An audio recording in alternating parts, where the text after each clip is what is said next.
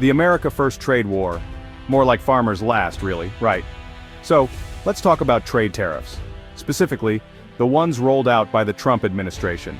The stated goal was to protect American industries.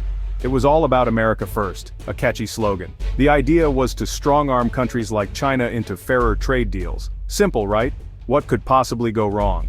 The problem was the details. While the aim might have been to hit industrial China, the retaliatory punches landed squarely on the American heartland. Our small farmers found themselves on the front lines. They were suddenly caught in a trade war they didn't ask for. Before these tariffs, American agriculture, especially for commodities like soybeans, was heavily reliant on export markets. China in particular was a massive buyer, so when tariffs were slapped on Chinese goods, China retaliated. And what did they target? American agricultural products. It was a direct hit. The administration promised it would be short-term pain for long-term gain. But for many small farmers, that short-term pain quickly became a chronic, debilitating condition. They were asked to take one for the team. The trouble was, the team captain seemed to have forgotten they were even on the field. Or perhaps, he just didn't care who got hit. Now let's zoom in on soybeans. Oh, the humble soybean. Before 2018, American soybean farmers were doing reasonably well. They had a massive customer in China. We're talking billions of dollars in exports. China needed soybeans for animal feed, for its growing population. American farmers were happy to supply them. It was a pretty straightforward relationship. You grow the beans, they buy the beans. Simple. Then came the tariffs. And China retaliated. Guess what was high on their list? Yes, American soybeans. The immediate effect was catastrophic for soybean prices. They plummeted. Markets that took decades to build vanished almost overnight. China started buying soybeans from Brazil and Argentina instead. American farmers were left with silos full of beans they couldn't sell at a profit. Their primary customer had just hung up the phone. This wasn't a negotiation tactic, it was an economic body blow. Think about it. You're a farmer. Your entire year's income depends on selling your crop. Suddenly the price drops by 20%, 30%, or even more. Your biggest buyer is gone. What do? You can't just switch to growing pineapples overnight in Iowa.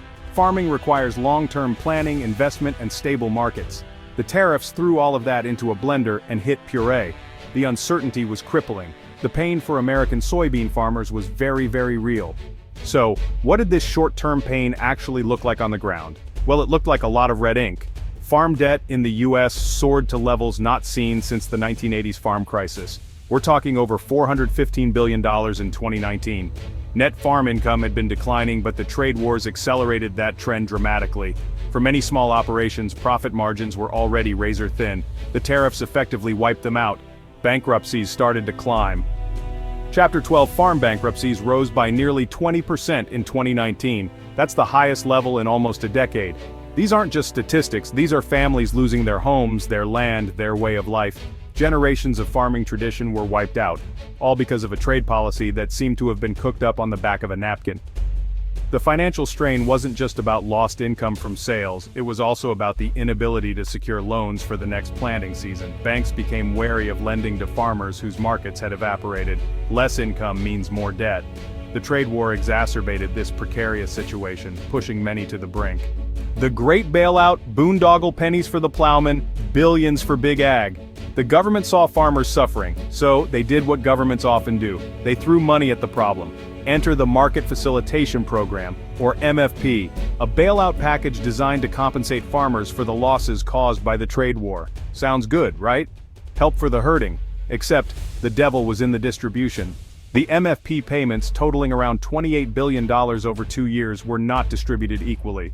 Reports showed that the vast majority of the money went to the largest and wealthiest farms.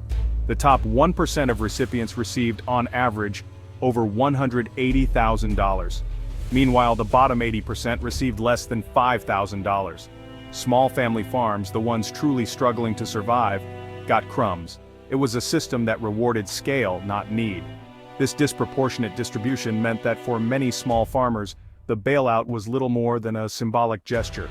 The MFP, intended as a lifeline, often ended up highlighting the deep inequities within the agricultural support system itself.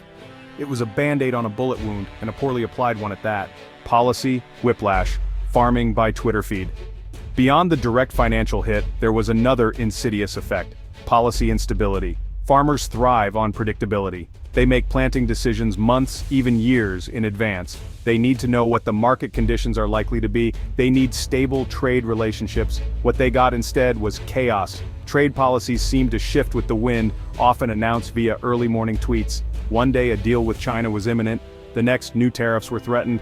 It was like trying to navigate a minefield while blindfolded and riding a unicycle.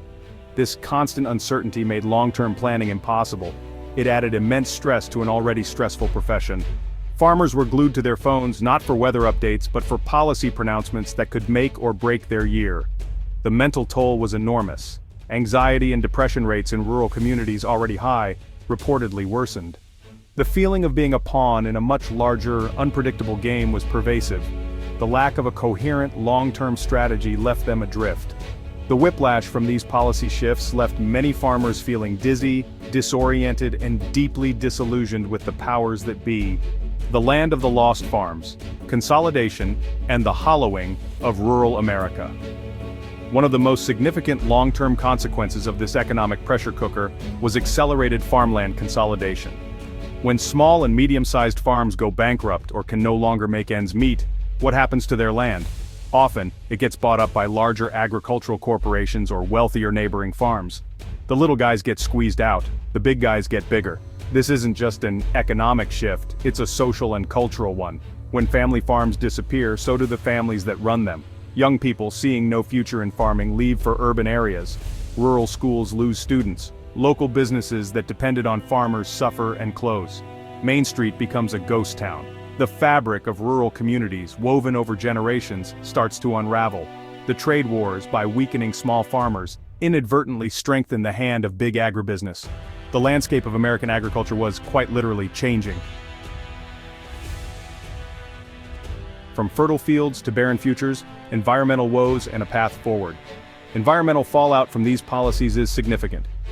Desperate farmers often abandon conservation for survival. Cover crops and soil health measures cost money. Money many small farmers lack due to market collapse. Planting fence row to fence row increases soil erosion. Marginalized communities face greater challenges. They are most vulnerable during crises like trade wars. The dream of equitable agriculture fades. Support for Trump remains strong in rural areas.